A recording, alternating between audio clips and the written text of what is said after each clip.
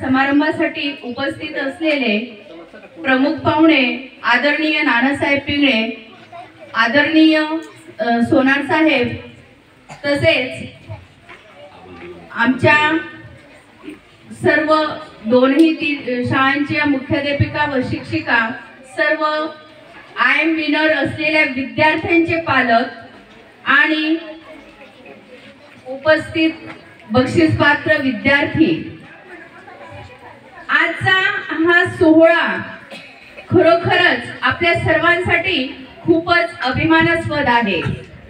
कारण जे विद्यार्थी या परीक्षेमध्ये पात्र झालेले आहेत त्यांनी त्यांच्या ध्येय अकॅडमी मार्फत ध्येय प्राप्त केलेला आहे आणि खरोखरच प्रत्येकाने ध्येय निश्चित करणं योग्य असतं। कुठलं तरी आपल्या समोर ध्येय असलं तर ते विद्यार्थी निश्चितच पुढे जातात, यशस्वी होतात आणि त्या विद्यार्थ्यांच्या यशामागे त्यांचे गुरु, त्यांचे शिक्षक तसेच त्यांचे आई वडील प्रेरणा देणारे असतात आणि म्हणूनच असे विद्यार्थी हे हिऱ्याप्रमाणे चमकत असतात। तर अशा विद्यार्थ्यांसाठी मी पुन्हा एकदा सर्वांचं अभिनंदन करते।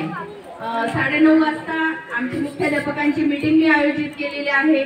आपला जास्त फार वेळ घेणार नाही, माझं मनोगत अगदी थोडक्यातच व्यक्त करते। पुन्हा संधी मिळाली तर आपण पुढच्या वर्षाच्या बक्षीस समारंभाला मी पूर्ण वेळ देईन। मॅडमांना मी खात्री देते आणि प्राची मॅडम आणि अर्चना मॅडम यांनी त्या माझ्या खूप जुन्या मैत्रिणी आहेत, दोघी जणी।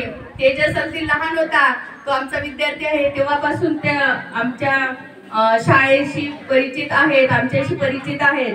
तर तेव्हापासूनचा आमचा परिचय आहे आणि मॅडमांनी खरोखरच त्यांची इंग्लिशवर चांगली कमांड आहे। इंग्लिश स्पीकिंग क्लासेस त्या घेत असतात आणि जास्तीत जास्त विद्यार्थ्यांना, आपल्या कासारे गावातील मुलामुलींना त्यांनी इंग्लिश रायटिंग आणि रीडिंग मध्ये ट्रेनिंग छान दिलेली आहे मॅडमांनी। तसंच अर्चना मॅडम पण मॅथ खूप छान घेतात आणि मॅथ मध्ये सुद्धा त्यांची चांगली कमांड असल्यामुळे मॅथ सायन्स मध्ये अनेक विद्यार्थी पेपर मध्ये किंवा इतर स्पर्धांमध्ये ते प्रावीण्य मिळवत असतात।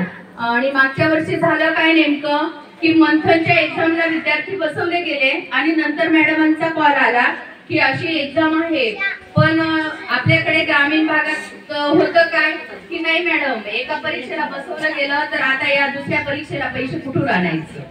तर माझं तरी असं म्हणणं आहे, पालकांना मी विनंती करते की 1 नाही 2 नाही अशा कितीतरी स्पर्धा परीक्षांना आपल्या विद्यार्थ्यांना बसू द्या।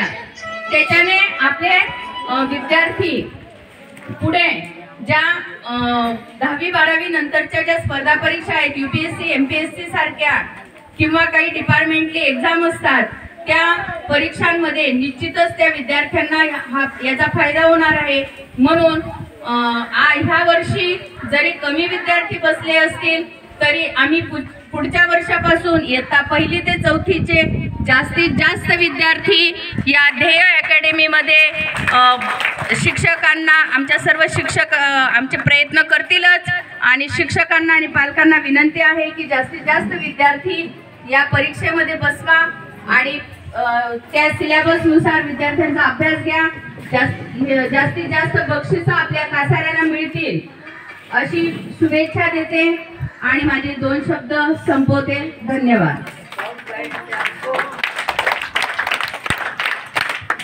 धन्यवाद मॅडम। मॅडम मी येते।